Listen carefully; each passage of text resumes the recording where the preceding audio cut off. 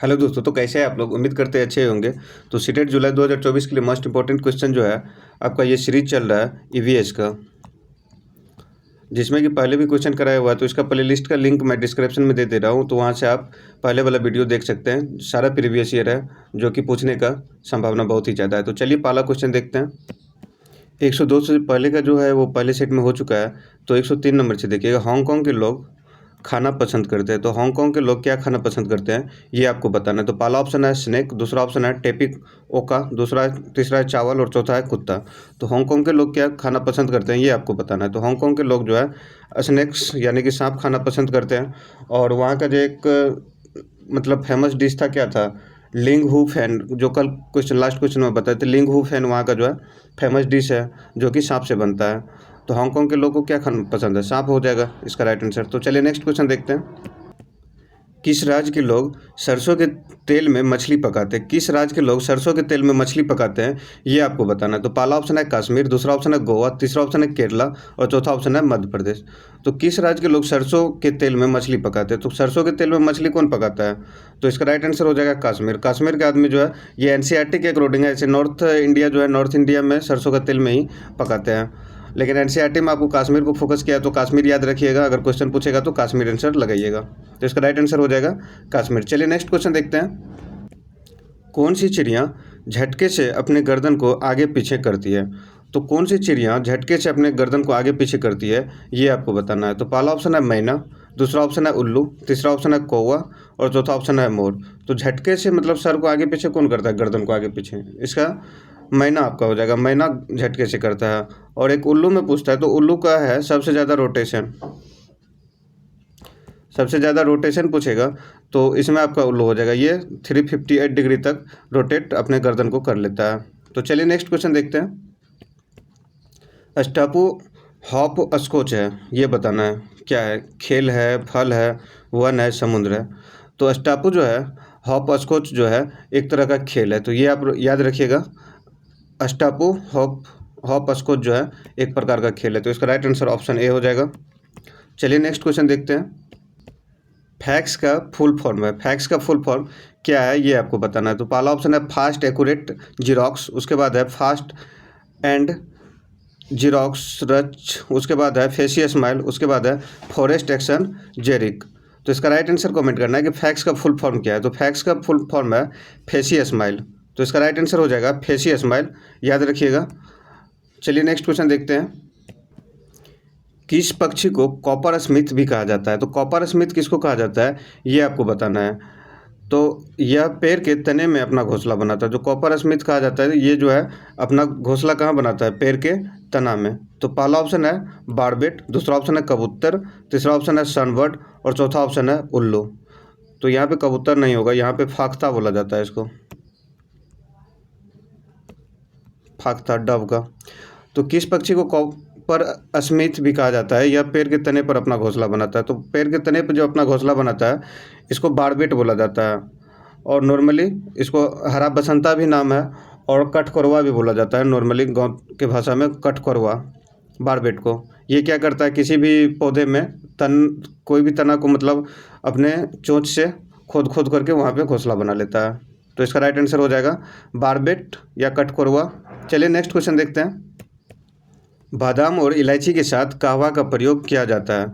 तो बादाम और इलायची के साथ कहवा का प्रयोग कहाँ किया जाता है ये आपको बताना है। तो पहला ऑप्शन है कश्मीर क्षेत्र, दूसरा ऑप्शन है असम क्षेत्र, तीसरा ऑप्शन है राजस्थान क्षेत्र और चौथा ऑप्शन है लद्दाख क्षेत्र। तो बादाम और इलायची के साथ कहवा का प्रयोग कहाँ किया जाता है ये आपको बताना है। तो बादाम और इलायची के साथ जो है कहवा का प्रयोग किया जाता है आपको कश्मीर क्षेत्र में। तो इसका राइट आंसर हो जाएगा कश्मीर क्षेत्र। ऐसे लद्दाख में भी किया जाता है, बट आपका एनसीईआरटी कश्मीर क्षेत्र ले रहा है, तो एनसीईआरटी के अनुसार आप कश्मीर क्षेत्र याद रखिएगा। चलिए नेक्स्ट क्वेश्चन देखते हैं। प्लास्टिक उद्योग में प्रयुक्त पीवीसी शब्द का अर्थ है पॉलीविनाइल क्लोराइड, पॉलीविनाइल कार्बोनेट, फास्फोरबेनेडियम क्लोराइड, उसके बाद है फास्फोविनाइल क्लोराइड। तो प्लास्टिक उद्योग में प्रयुक्त पीवीसी शब्द का अर्थ है, तो प्लास्टिक उद्योग में पीवीसी शब्द का अर्थ जो है पॉलीविनाइल क्लोराइड होता है। तो इसका ऑप्शन ए सही आंसर हो जाएगा। और एक क्वेश्चन होता है कि पीवीसी का उपयोग कहाँ किया जाता है? तो पीवीसी का उपयोग किया जाता है घर का जो वायर बनता है, वायरिंग के कवर में, उसके बाद आपका इसका चेयर भी बन जाता है, अब तो डोर भी आने लगा है, उसके बाद खिड़की भी आने लगा है। तो मेनली इसका पीवीसी का यूज होता है, कॉपर का जो तार होता है या कोई भी एल्युमिनियम या कॉपर का जो वायर होता है तो उसके कवरिंग के लिए, उसके कवरिंग के लिए होता है, ऊपर से जो एक कवर लगा हुआ रहता है। तो इसका राइट आंसर हो जाएगा ऑप्शन ए पॉलीविनाइल क्लोराइड। चलिए नेक्स्ट क्वेश्चन देखते हैं। प्राकृतिक रबर किससे प्राप्त बहुलक है? तो प्राकृतिक रबर जो है किससे प्राप्त बहुलक है? तो प्राकृतिक रबर प्राप्त कैसे होता है ये आप याद रखिए, इसका पेड़ होता है, उसके लेटेक्स से प्राप्त होता है प्राकृतिक रबर। तो पहला ऑप्शन है इसका इथिलीन, दूसरा ऑप्शन है प्रोपाइलिन, उसके बाद है आइसोप्रीन, उसके बाद है ब्यूटाडाइन। तो इसका राइट आंसर कमेंट करना है कि प्राकृतिक रबर किससे प्राप्त किया जाता है। तो प्राकृतिक रबर जो है प्राप्त किया जाता है आपको आइसोप्रीन से। इसका राइट आंसर हो जाएगा आइसोप्रीन। और ये प्राप्त कहाँ से होता है? ये पेड़ के जो लेटेक्स होता है प्राकृतिक रबर को, उसका पेड़ जो होता है उसके लेटेक्स से प्राप्त होता है। तो ये भी याद रखिएगा, ये भी क्वेश्चन पूछता है। तो चलिए नेक्स्ट क्वेश्चन देखते हैं। कौन सा ज्वालामुखी पर्वत है? तो कौन सा ज्वालामुखी पर्वत है ये आपको बताना है। तो पहला ऑप्शन है यूराल, दूसरा ऑप्शन है अपलेशियन, तीसरा ऑप्शन है किलिमंजारो और चौथा ऑप्शन है अरावली। तो ज्वालामुखी पर्वत कौन सा है ये आपको बताना है। तो ज्वालामुखी पर्वत आपका हो जाएगा किलिमंजारो। तो इसका राइट आंसर हो जाएगा किलिमंजारो, ऑप्शन सी। चलिए नेक्स्ट क्वेश्चन देखते हैं। निम्नलिखित में से कौन सी गैस सबसे अधिक विषैली है? तो सबसे अधिक विषैला कौन सा गैस है ये आपको बताना है। तो पहला ऑप्शन है कार्बन डाइऑक्साइड, इसको CO2 बोला जाता है रासायनिक नाम में। उसके बाद सल्फर डाइऑक्साइड SO2, उसके बाद है कार्बन मोनोऑक्साइड CO, उसके बाद है एसिटिक एसिड। तो एसिटिक एसिड ही हुआ। तो निम्नलिखित में से कौन सा गैस सबसे अधिक विषैला है? तो सबसे अधिक विषैला कौन है ये आपको बताना है। तो सबसे अधिक विषैला आपका हो जाएगा कार्बन मोनोऑक्साइड, इससे आदमी मर जाएगा तुरंत। तो यही सबसे विषैला हो जाएगा carbon monoxide, option c. Next question चलिए देखते हैं। निम्नलिखित में से कौन एक पेट्रोलियम उत्पाद नहीं है? तो इसमें आपको पूछ रहा है कि कौन सा पेट्रोलियम उत्पाद नहीं है, वो देखिएगा, है वो नहीं पूछ रहा है, कौन सा नहीं है। तो नहीं लिखा हुआ। तो देखिए पहला ऑप्शन देखिए मिट्टी का तेल, दूसरा ऑप्शन है गैसोलीन, तीसरा ऑप्शन है ब्यूटीमेन और चौथा ऑप्शन है हाइड्रोजन गैस। तो निम्नलिखित में से कौन सा पेट्रोलियम उत्पाद नहीं है ये बताना है। तो पेट्रोलियम उत्पाद आपका केरोसिन तेल भी हो जाएगा, गैसोलीन भी हो जाएगा, बिटुमेन भी हो जाएगा, हाइड्रोजन गैस नहीं होगा। तो इसका राइट आंसर हो जाएगा आपका हाइड्रोजन गैस, क्या कि ये गैस है, हाइड्रोजन गैस है, तो ये आपको नहीं मिलेगा। उसके बाद पेट्रोलियम उत्पाद ये तीनों हो जाएगा, मिट्टी का तेल भी हो जाएगा, गैसोलीन भी हो जाएगा, बिटुमेन भी हो जाएगा। तो राइट आंसर ऑप्शन डी हो जाएगा, क्या कि नहीं बोला है। तो चलिए नेक्स्ट क्वेश्चन देखते हैं। रसोई गैस में मुख्य रूप से होता है। तो रसोई गैस में मुख्य रूप से क्या होता है ये आपको बताना है। रसोई गैस के तो LPG, liquefied petroleum gas, kitchen gas को बोला जाता है मेनली। तो पहला ऑप्शन है आपका मीथेन, दूसरा ऑप्शन है ब्यूटेन, तीसरा ऑप्शन है प्रोपेन और ब्यूटेन, उसके बाद है मीथेन एंड ब्यूटेन।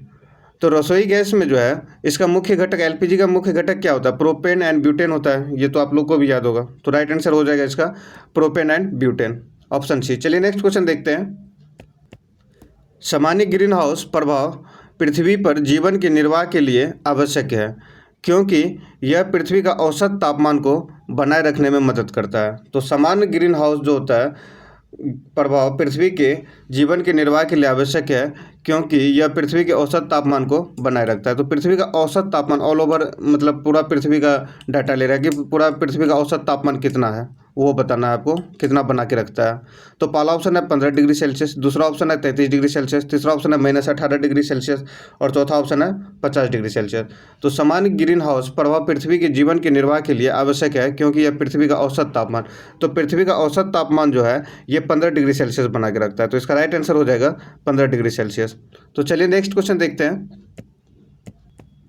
जैव विविधता के ह्रास का मुख्य कारण है। तो जैव विविधता के ह्रास का मुख्य कारण क्या है ये आपको बताना है। तो पहला ऑप्शन है प्राकृतिक आवासीय विनाश, दूसरा ऑप्शन है अत्यधिक दोहन, तीसरा ऑप्शन है विदेशज प्रजातियों का समावेश और चौथा ऑप्शन है आवासीय प्रदूषण। तो जैव विविधता के ह्रास का मुख्य कारण क्या है ये आपसे पूछा जा रहा है। तो जैव विविधता के ह्रास का मुख्य कारण क्या हो जाएगा? प्राकृतिक आवासीय विनाश। तो इसका राइट आंसर हो जाएगा प्राकृतिक आवासीय विनाश। क्या है कि आदमी क्या करता है, जैसे जैसे मतलब प्राकृतिक आवास है उसका, तो उसको खेत मतलब खेत बना के अपना मतलब खेती करना प्रारंभ करते जा रहा है, तो जिसके कारण उसका प्राकृतिक आवास क्या हो रहा है, विनाश हो रहा है। और जंगल भी काटने से उसका प्राकृतिक आवास विनाश हो रहा है, तो जिसके कारण उसका जैव विविधता में ह्रास हो रहा है। तो चलिए नेक्स्ट क्वेश्चन देखते हैं। पारिस्थितिक तंत्र के तत्वों का चक्रण को क्या कहते हैं? तो पारिस्थितिकी तंत्र के तत्वों का चक्रण को क्या कहते हैं, ये आपको बताना है। पहला ऑप्शन है जैव भू रासायनिक चक्र, दूसरा ऑप्शन है रासायनिक चक्र, तीसरा ऑप्शन है भूगर्भीय चक्र और चौथा ऑप्शन है भू रासायनिक चक्र।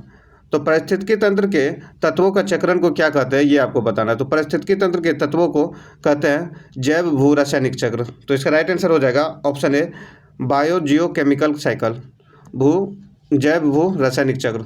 तो चलिए नेक्स्ट क्वेश्चन देखते हैं। किसकी मदद से जैव निम्नीकरण उत्पादों उपयोगी तत्व में परिवर्तित किया जा सकता है? तो किसकी मदद से जैव निम्नीकरण उत्पादों को उपयोगी तत्व में परिवर्तित किया जा सकता है? तो ये किसके द्वारा किया जाता है, ये आपको बताना है। तो पहला ऑप्शन है जीवाणु द्वारा, दूसरा ऑप्शन है विषाणु द्वारा, तीसरा ऑप्शन है नाभिकीय प्रोटीन द्वारा और चौथा ऑप्शन है रेडियोधर्मी तत्व द्वारा। तो किसकी मदद से जब निम्नीकरण उत्पादों को उपयोग तत्व में परिवर्तित किया जाता है? तो इसका राइट आंसर हो जाएगा आपको बाय बैक्टीरिया, जीवाणु के द्वारा। तो इसका राइट आंसर बैक्टीरिया हो जाएगा, जीवाणु के द्वारा। तो चलिए नेक्स्ट क्वेश्चन देखते हैं। सुनामी का मुख्य कारण निम्नलिखित में से कौन सा है?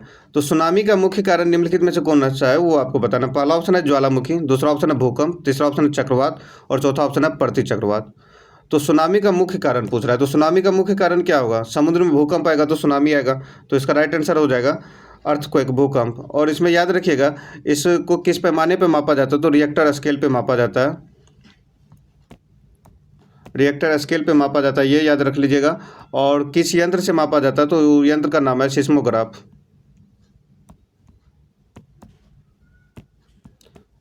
सिस्मोग्राफ से मापा जाता है, यंत्र का नाम सिस्मोग्राफ। और किस रिएक्टर स्केल, किस पैमाना पे मापा जाता है? तो रिएक्टर स्केल, याद रखिएगा। चलिए नेक्स्ट क्वेश्चन देखते हैं।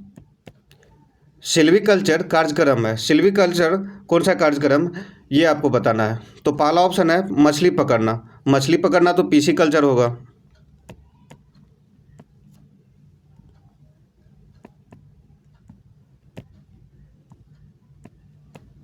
मछली पकड़ना क्या हो जाएगा, पीसी कल्चर। उसके बाद है वन की पूर्ति, उसके बाद है धरती से धातुएं इकट्ठी करना, उसके बाद है इनमें से कोई नहीं। तो सिल्वीकल्चर प्रोग्राम क्या है सिल्वीकल्चर? तो ये है वनों की पूर्ति। तो इसका राइट आंसर हो जाएगा ऑप्शन बी।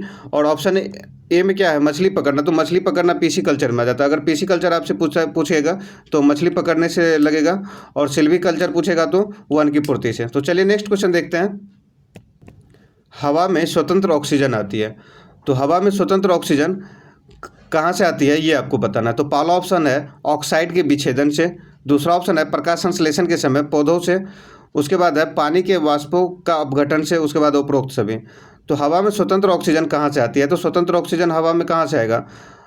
जब फोटोसिंथेसिस यानी कि प्रकाश संश्लेषण का क्रिया होगा, तो क्या वातावरण से CO2 लेगा और वो अपना भोजन, मतलब प्रकाश संश्लेषण के टाइम में वो अपना भोजन पौधा बनाएगा, तो उस टाइम में CO2 लेगा कहाँ से? वातावरण से CO2 लेगा, सूर्य का प्रकाश लेगा। तो उसके सूर्य की उपस्थिति में जो अपना भोजन बनाएगा, और जड़ से खनिज लवणों लेगा। तो इसका राइट आंसर हो जाएगा प्रकाश संश्लेषण की क्रिया में आपका CO2 लेता है और ऑक्सीजन वातावरण में देता है। तो इसका राइट आंसर हो जाएगा ऑप्शन बी, प्रकाश संश्लेषण के समय पौधों में। तो चलिए नेक्स्ट क्वेश्चन देखते हैं। इनमें से कौन सी खतरनाक बीमारी जिसका इलाज नहीं है, ये आपको बताना है। तो पहला ऑप्शन है मलेरिया तथा TB, दूसरा ऑप्शन है कैंसर, तीसरा ऑप्शन है एड्स और चौथा ऑप्शन है B&C, कैंसर और एड्स दोनों। तो इनमें से कौन सी खतरनाक बीमारी है जिसका इलाज नहीं है? तो किसका इलाज नहीं होगा? कैंसर का इलाज नहीं होगा। इसका stage 1, stage 2, stage 3, stage 4, stage 5 तक होता है। तो स्टेज 2 तक कीमोथेरेपी के तहत मतलब रिकवर किया जा सकता है पेशेंट को, और एड्स का भी इलाज नहीं है। तो यही दोनों आपका राइट आंसर हो जाएगा, B&C। तो कैंसर और एड्स का इलाज नहीं है, बाकी ये TB मलेरिया का इलाज है। तो इसका राइट आंसर आपका ऑप्शन B&C हो जाएगा, कैंसर और एड्स का इलाज अभी तक नहीं है। तो चलिए नेक्स्ट क्वेश्चन देखते हैं। एक ही मिट्टी में वर्ष दर वर्ष एक फसल उगाने को कहते हैं। एक ही मिट्टी में वर्ष दर वर्ष फसल लगाने को कहते हैं, ये आपको बताना है। तो पहला ऑप्शन है फसल चक्र, दूसरा ऑप्शन है मोनोकल्चर फसल, उसके बाद है सिल्वीकल्चर फसल और चौथा है इनमें से कोई नहीं। तो एक ही मिट्टी में वर्ष दर वर्ष फसल उगाने को कहते हैं। तो एक ही मिट्टी में जो वर्ष दर वर्ष फसल उगाने को कहते हैं मोनोकल्चर बोलते हैं। तो इसका राइट आंसर हो जाएगा मोनोकल्चर। चलिए नेक्स्ट क्वेश्चन तो नहीं हुआ है, आज का ये लास्ट क्वेश्चन है। तो आप लोगों को वीडियो अच्छा लगता है तो लाइक कर दीजिएगा, कमेंट कर दीजिएगा, शेयर कर दीजिएगा। तो चलिए मिलते हैं नेक्स्ट वीडियो में, तब तक के लिए धन्यवाद।